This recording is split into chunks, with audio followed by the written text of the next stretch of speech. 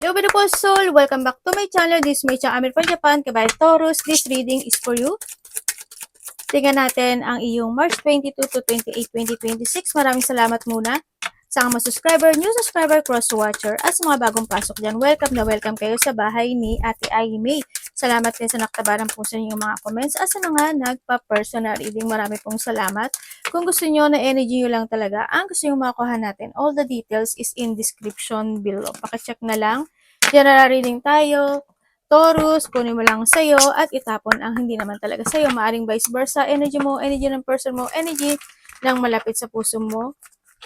Nangyayari or mangyayari pala. Use your own intuition, lawakin nyo ay yung isipan. Ano man ang gender mo, ano man ang edad mo, wala sa baraha ang kapalaran ng tao, kayo pa rin makapagpapabago nito. Gawin yung guide yung mga warning na pwedeng lumabas.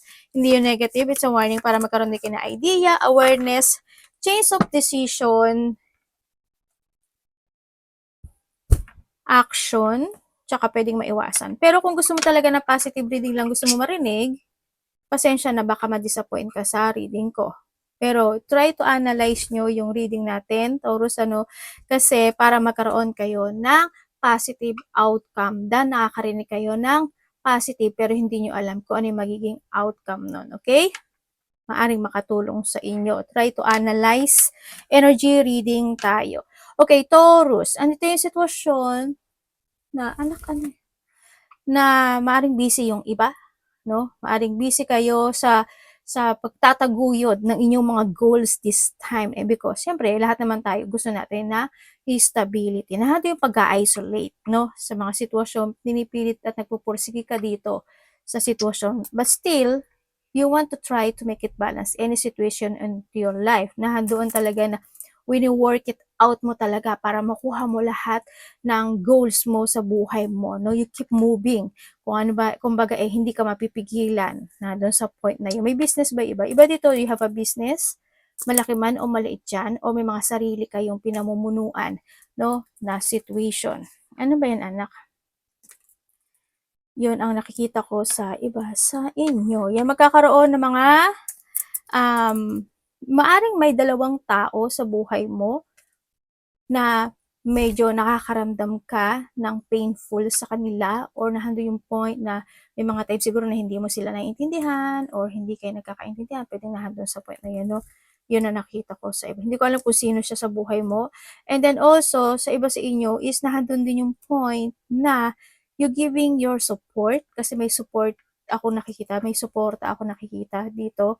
Siguro din yung point na binibigay mo talaga yung full of support mo sa mga tao na connected sa iyo. Parang ikaw yung kanilang, parang sa bahay, di ba? Ikaw yung kanilang, ano ba yung sa nanay?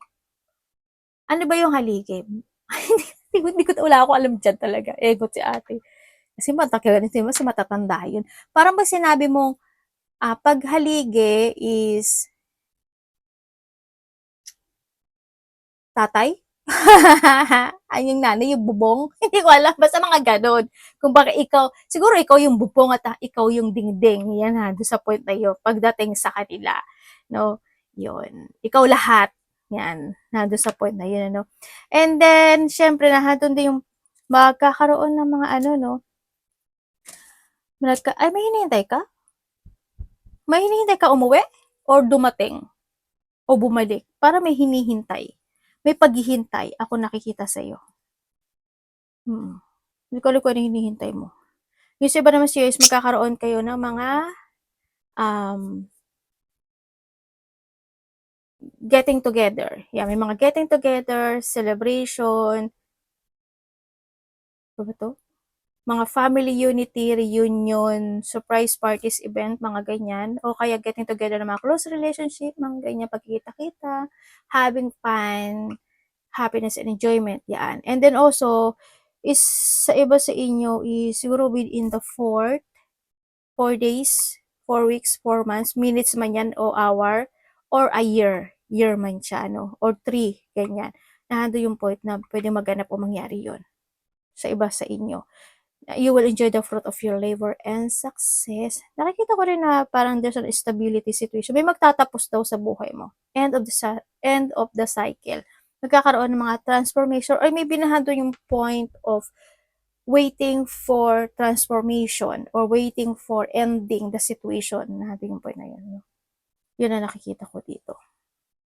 Pero alam mo, may reward and success na magaganap sa'yo. Ibig sabihin, yung reward and success na iyon, either may tao na ipapadala sa iyo si universe para dun sa sitwasyon na yun, or si Lord para ibigay sa iyo. Ganon.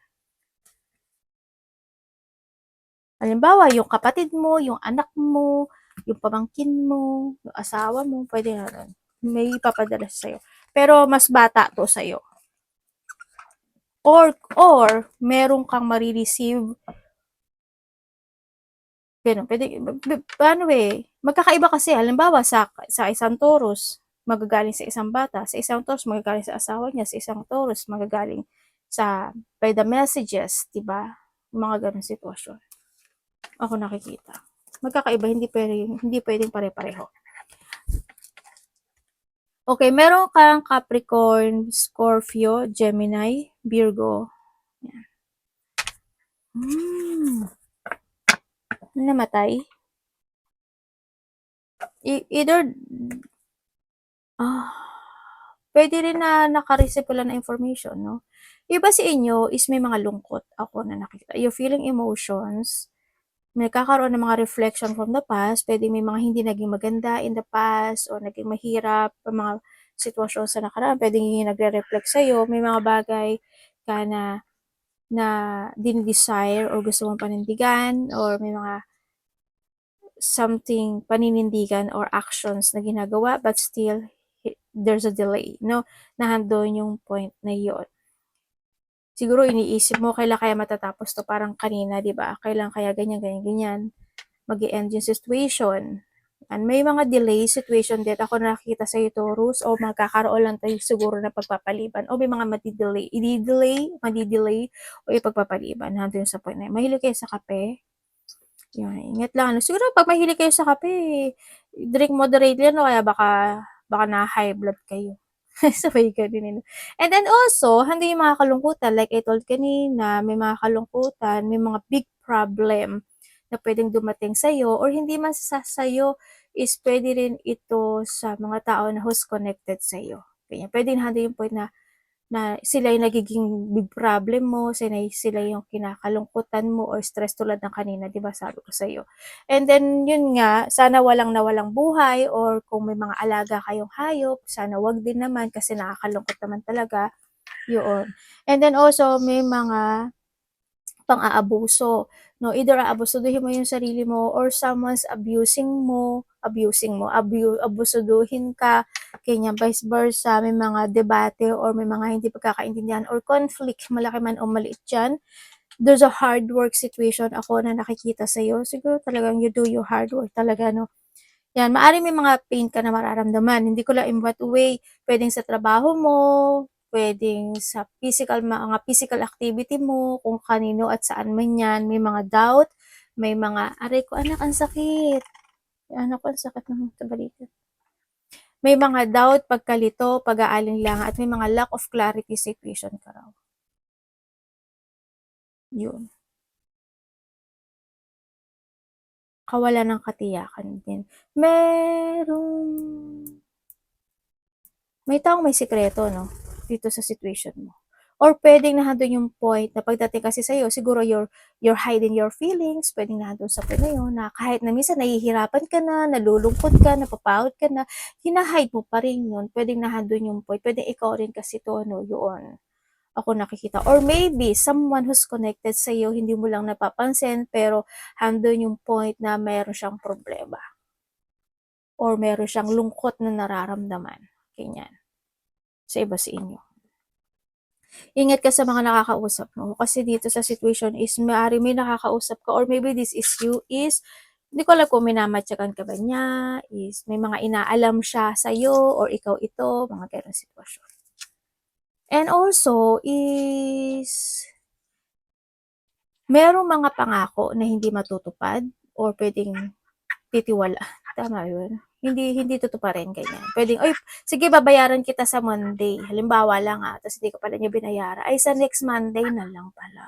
Basta kalma mga pangako yan, Ingat ka lang din. And then also, yun nga, may mga promises,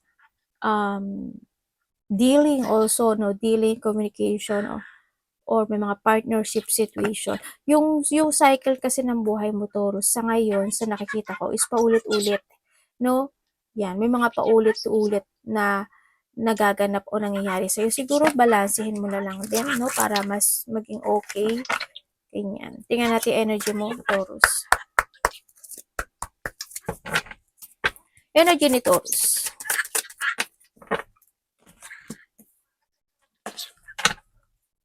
Ay, meron ako nakita ng punasin. O, diba? Baka malagyan kasi ng baraha. King of Pentacles. Your energy. Okay, yung energy mo dito sa situation is, syempre, lahat naman tayo is we want to be stable.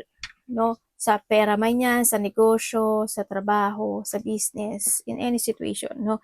Energy mo, hando yung point na may mga bagay o sitwasyon na pinapahalagahan mo talaga. No? Open ka naman sa lahat ng tao, sa nakita ko to. Yun nga lang, may mga tao lang talaga na hindi sila interesado sa mga sinasabi mo. Ganyan, nandun sa point na yun. O kaya hindi sila nakikinig, o ayaw nila makinig, o kaya nakikinig kunyari pero lalabas sa kabilang tenga, mga ganun sitwasyon. Energy mo rin sa iba sa inyo, may mga time na tumatahimik ka na lang. At nakikiramdam ka na lang. Nandun yun sa point na yun, ano? Siguro sa mga paligid mo, mga ganyan, o mga tao na surrounding mo, mga ganun. Medyo to, no, imbalance kasi yung iba rin. Sa nakita ko dito, siguro may mga time na minsan nababagot ka, naiinip ka, may mga sitwasyon na naiisip mo na, bahala na. Mga ganun sitwasyon. O kaya is, may mga situation na gusto mo mang gawin o gusto mo mang maging okay yun is hindi magawa-gawa. No? Maari may mga plano o may mga sitwasyon na pinaplano o gustong gawin pero hindi mo pa siya magawa. Maaaring nandun sa point na yun. O may mga gusto kang i-move, sabihin, aksyonan, desisyonan, pwedeng nandun sa point na yun, no? Hindi mo pa siya gaano magawa-gawa. Yun ang nakikita ko sa iyo. O hindi mo pa siya ma-finish or ma-fix, ganyan. Anong parating kay Taurus?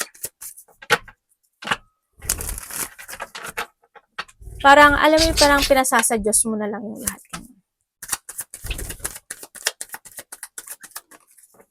Parating. Anak, ang sakit ng kuko mo. Buti pa yung kapatid mong puti, hindi masakit ng kuko. Aray! Nasakit ng kuko nung, nung isa. Naiksi naman yung kuko niya. Siya, alam mo ba yung dilaw ko, siya niyan, nagtitrim ng kanyang ng kuko niya. Ayaw niya kasi magpa-trim sa akin. Ginagawa niya. Kinakikita ko siya, tinitrim niya mismo. Parating, the Empress. Uy.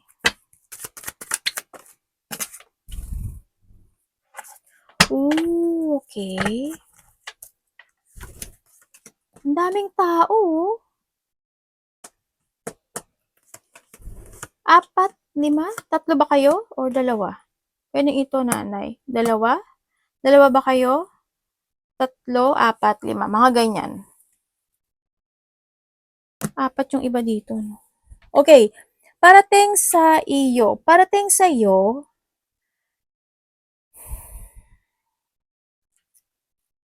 Magkakaroon ka daw ng disappointment. Or meron kang malalaman na isang bagay, isang sitwasyon na ikaka-disappointment mo. Or ikakalungkot mo. Yun na nakita ko. Pwedeng manggagaling ito sa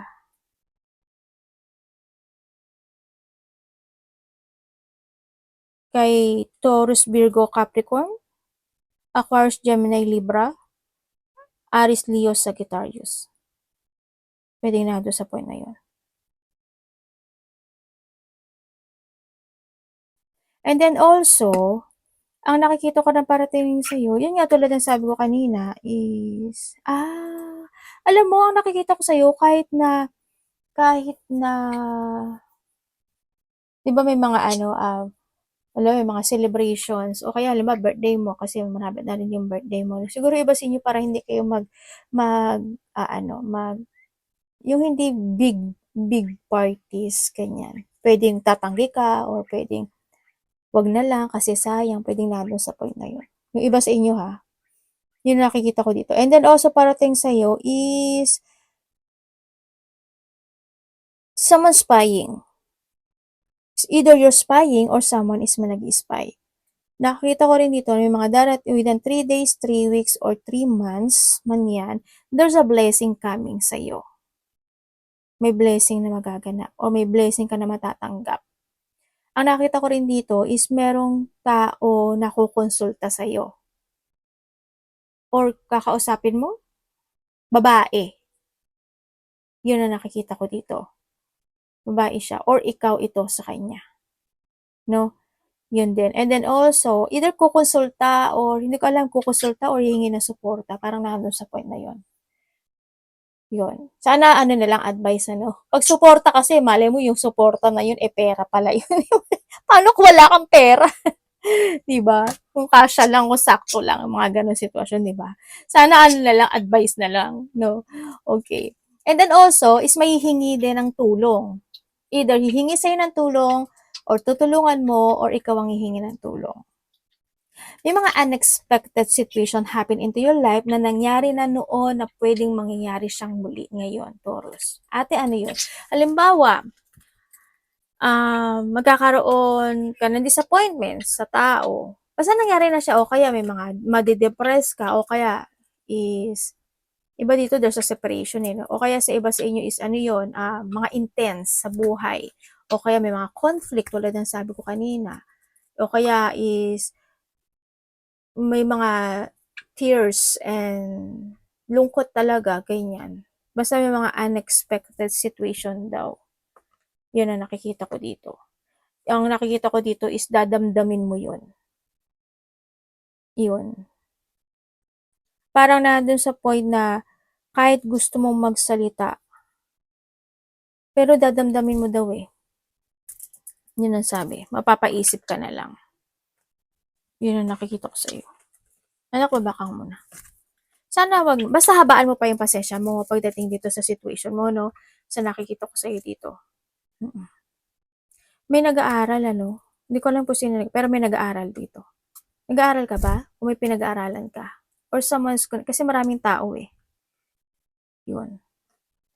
And then, ang sabi, meron tao din na iiwas. Either ikaw ang iiwas o may iiwasan ka or may taong iiwasan ka. Or pwede na halimbawa, kinakausap mo siya, iiwasan ka niya, or may itatanong ka sa kanya, iiwasan ka niya, hindi ka niya sasagutin, or iba yung sagot. Ano pa ba muna na? May mga hindi rin magkakaintindihan kasi, no? Tingnan natin, dapat iwasan nito.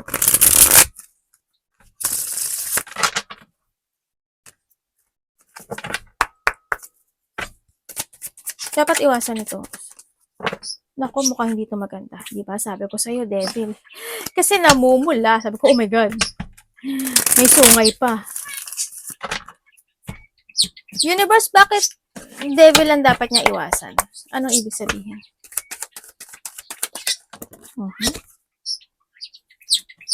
Okay. We have the 8-8. Okay. Okay, dapat mong iwasan mo, syempre yung hindi ka mag-action. To accomplish yung mga bagay mo gusto mo ma-accomplish talaga, no? Iwasan mo na hindi mo i-reclaim yung power mo, magkaroon ka ng limitasyon sa sarili mo. Kung may mga bagay ka talaga na gusto mong sabihin, aksyonan, desisyonan, i-movement, gawin mo, no? Huwag kang mapanghihinaan ng loob. Iwasan mo na ma-out of control ka, magkaroon ka ng pagpapaliban, ay tsaka na lang, bad timing ngayon, ganyan, ma-stagnant, yan, iwasan mo yun, ano?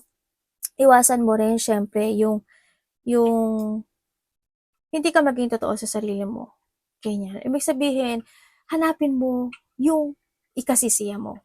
Hanapin mo yung kulang sa buhay mo o yung ano ba talaga yung gusto mo sa buhay mo. Tanongin mo rin yung sarili mo. Ano yung ikaka-fulfill mo, joy and happiness and fulfillment in life. Ano yun? Tanongin mo yun. And then, do it, no? Yun ang sinasabi dito. And then, iwasan mo rin. Siyempre, yung desisyon ka ng desisyon, tapos hindi mo naman ginagawa, hindi ka nag-a-action, ganyan. Mga ganun sitwasyon. And then, siyempre, yung hindi mo ilaya yung sarili mo sa mga toxic situation, mga bad situation, ganyan, sa mga ikaka-drain mo, ganyan, iwasan mo na, syempre, yung not to release yourself sa mga bagay na yon. If you have a bad habit, ganun din, syempre, kung yung overthinking, isa rin yun sa nakikita ko sa'yo dito, yung iisipin mo na hindi ka nila naiintindihan, wag mong isipin na hindi ka nila naiintindihan. Siguro, sometimes, we need to accept the situation, mga ganun, kasi baka hindi pa sa ngayon. But, kailangan mo mag-action, diba? Kung may mga bagay ka talaga na gusto mo sabihin, sabihin mo sa isang tao, ganyan. No, maging tapat ka rin sa kanila. Kung ano talaga yung nararamdaman mo. Kung ano talaga yung gusto mo maganap o mangyari sa buhay mo, mga ganun. O ano yung gusto mo sa buhay mo. When it comes sa love, Taurus. Love. Kapatid, anak, magulang, karelasyon, kaibigan, pamilya. Kung sino man ito. Ay, iba dito namatay na. Or may mamamatay. Taurus, may mamamatay. Noon ko pa nakikita sa'yo yan, no? Masakit tiyan mo, Taurus? O may sakit ka sa tiyan? Judgment.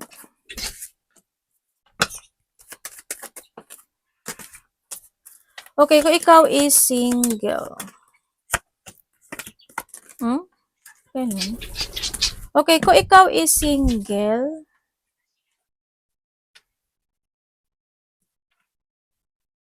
ate, may parating ba? Sabi dito, maghintay ka lang daw. Huwag mo daw siya masyadong isipin daw muna yung love life, sabi dito. Kasi may mga bagay ka daw na kailangan mo nang isaayos sa buhay mo. Tapusin sa buhay mo. Yun ang sabi dito. And then when it comes to a right time, ibibigay ito sa'yo.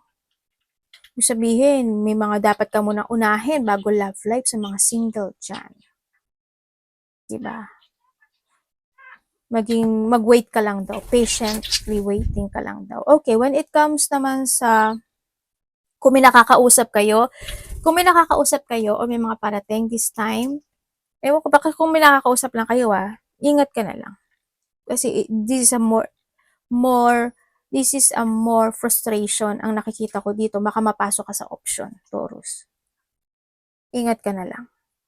Tapos ikaw pala yung magpapasok sa option no? Nakakatawa lang. Diba? Huwag naman sanang ganun. Yun. Kasi mapapasok ka sa option. As in. Then, after nun, frustration na. Parang ano siya magiging hot and cold situation yung connection. Yun nakikita ko Okay, kung kayo mas nagkahiwalay, oo, maaring iba dito na wala na talaga o nahandun yung point na nagkaroon talaga ng third party relation. Mas more naging mahaba ang pasensya na isa sa inyo, masyado naging mapagbigay. Alam mo yung sitwasyon na pinag-isipan niya pa talaga, no? Na kung aalis ba siya or hindi aalis sa connection na ito sa mga nagkahiwalay. Pero wala pa rin. Alam mo yung dumating talaga yung point na kailangan ko na buuin yung sarili ko, na doon siya sa point na yon. Yun. Ate, babalik pa ba siya?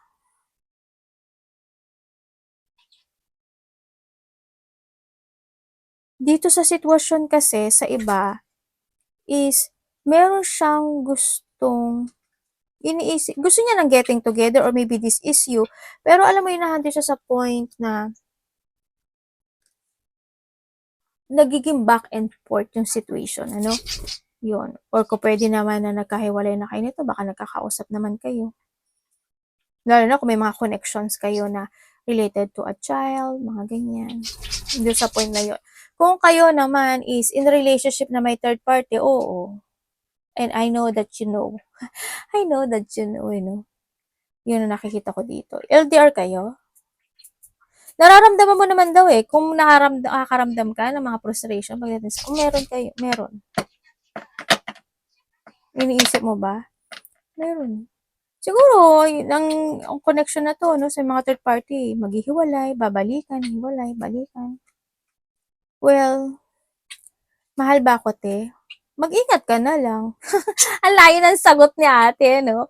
Eh, di nasa sa'yo na 'yun 'no. Kumbaga, hindi kasi 50-50, mga gano'ng sitwasyon 'no. Mm, 'yun. Alam mo naman siguro gagawin mo. Pumili ka daw, sabi dito. Kung kayo naman is walang third party relationship, aware naman kayo sa bawat isa. Yun nga lang siguro may mga time talaga na binabaliwala mo na lang yung situation, ano, gano'n. Binabaliwala mo na lang kasi ayaw mo na maging matagal yung point. Halimbawa, nag-away kayo, ganyan, o kaya halimbawa, madakdak siya, o kaya halimbawa, ganito siya, ganyan siya, parang nagbubulag-bulagan na lang din yung isa. Para kasi ayaw, syempre, gusto pa rin niya ng stability, or ikaw ito, yan. Yan nakikita ko dito. Iba dito LDR. Nagtitiis na lang, nagtitimpila. Parang nagiging giver na lang yung isa. Nado yung point na yan. Pwede nila handle sa point na isa sa inyo, is always na nagsasabi na, ay, sorry, ganyan. Responsible naman din yung isa. Yun nga lang, hindi ko lang maintindihan bakit nagkakaroon ng frustration. Pwedeng sa part mo or sa part niya. Or pwede nga kasi nga, may mga times siguro na hindi kanya pinapakinggan or hindi mo siya pinapakinggan. Kaya nagkakaroon ng mga frustration. Pwede na ito sa point na yun. Money ni Taurus.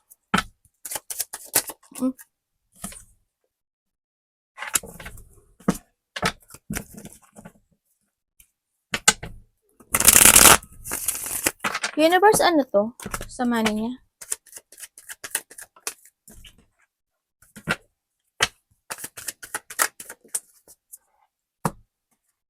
Okay, when it comes sa money mo. When it comes sa money mo, is yung iba sa inyo is meron daw kayong gagawin o may ginagawa kayo na isang sitwasyon o may gagawin kayo na isang sitwasyon na yun daw yung ikakasuccess nyo. Yun ang sabi. And you need to follow your heart when it comes to sa connection na yun, ay sa sitwasyon na yun, kasi yun yung makakatulong sa'yo para makamit mo yung gusto mo. No? Ano ba? Halimbawa, you have a goal. Ay, itong idea na to, itong goal na to, i-force ko to kasi alam ko magsasucess ako dito. Yes, baka magsasucess ka. No? Pero kung kulang naman yung budget mo, mahirap na yon, no? And then also, halimbawa, you have an idea na may trabaho ka, pero may naiisip ka pa. Halimbawa, gano'n. I-force mo yon. Yon. Or kung ano may mga ginagawa nyo, no? And you need to keep moving lang daw para ma-reach mo yun. Kasi there's a victory and success happen into your life. Sa iba sa inyo, siguro kung may mga pagkakautang, mababayaran kayo. Yun ang nakikita ko dito And then also, is may tao nahihingi, tulad ng nakita ko kanina dito, baka may humingi sa'yo ng tulong or suporta pagdating sa pera. Or yung iba dito is may mga offer of opportunity. Yan, maaari may mga mag-o-offer sa'yo. Halimbawa, may trabaho. Halimbawa, eto, ganito, ganyan, ganyan. Gusto mo ba? Mga ganyan. Baka may mga offer sa'yo na opportunity na connected ang pera. Grab it, no? Kasi minsan lang kasi dumating yung opportunity na yun. But, syempre, ingat ka pa rin, no? Kung alam mo na hindi naman siya scammer diba? Kasi mahirap na ngayon. Ate, may scam ba ako? Hindi ko naman nakikita may scam ka dito sa card na nakuha ko dito sa sa situation. Pero, if this is a love life, iba na to. O kaya mga tao na kukunig sa'yo, pang-aabuso na to, no? Okay? Kaya mag-ingat na lang din kayo. Magsalita ka rin kasi minsan. Iba na yung ano. Siyempre, kasi we have the world din, kung may mga makakausap ka na by the internet, o kaya is yung mga export, mga ganyan-ganyan. Ingat ka na lang din, ano? Yan. Kung titingnan ko dito, may mga project ka nga actually dito no? May mga darating na opportunities sa'yo. Kung gusto mo ng bagong trabaho, Taurus, yes, matatanggap ka. Yun ang nakikita ko sa'yo dito. Ang kailangan wala talaga is mag-action ka. Yung iba sa inyo, kung ano yung trabaho nyo ngayon, meron daw na darating na trabaho or opportunity sa iyo na iyon daw ikakasuccess mo. Ibig sabihin, yung meron ka ngayon, is pwedeng sa iba is hindi pa yun sa iyo. Sa iba sa inyo kasi is traveling or sa abroad yung ano nyo, no? Yung ano nyo, yung situation na ikakasuccess mo. Sa iba naman sa inyo is hindi,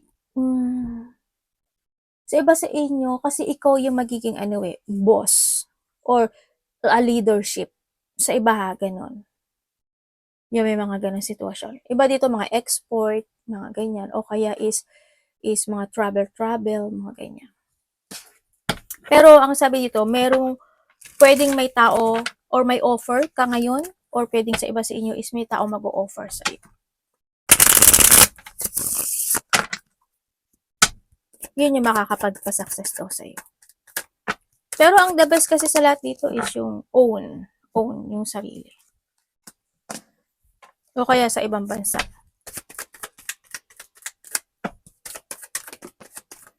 Advice. Pero kung gusto mag-apply kayo kasi matatanggap kayo. Okay, when it comes sa advice, ito na nga. Okay, when it comes sa advice, may mga time daw na kailangan mo rin daw ng recharge, magpahinga, or mag-relax, no? Ganyan. Or magbigay ka daw ng oras para sa sarili mo, para magkaroon ka ng mental peace, slowly but surely. No? Slowly but surely, don't rush, huwag ka mag-impulsive ang sinasabi dito, kasi the more na mag-impulsive ka, the more na madadapa ka. No? Give your effort, hard work, and focus and commit sa mga bagay o sitwasyon mo na gusto mo talagang ma-develop, mag-success, mga ganon sitwasyon. Mag-focus ka lang sa pangarap mo sa buhay mo. Don't focus sa other energy, focus to your pangarap. Okay? Isipin mo rin yung sarili mo. Mag-ipon ka ng pera, kumbaga mag-ipon ka or think to the future, alagaan mo rin daw yung sarili mo. Kailangan mo rin daw ng self-care. Wag lang trabaho ng trabaho. Hindi naman siguro 10 ang anak mo o 20 yung anak mo at hindi mo naman siguro. Bigyan mo yung time yung sarili mo. Ang pinaka-the best sa lahat. No? Yan ang nakita ko. Bigyan mo rin. Bilhin mo yung gusto mong bilhin para sa sarili mo. Hindi yung para sa ibang tao. No? Ano yung, magbigay ka rin ng regalo sa sarili mo. Hindi naman siguro kalabisan yung magbibigay ka ng regalo sa sarili mo. Diba? Yan. Gawin mo muna yung gusto mong gawin than to others.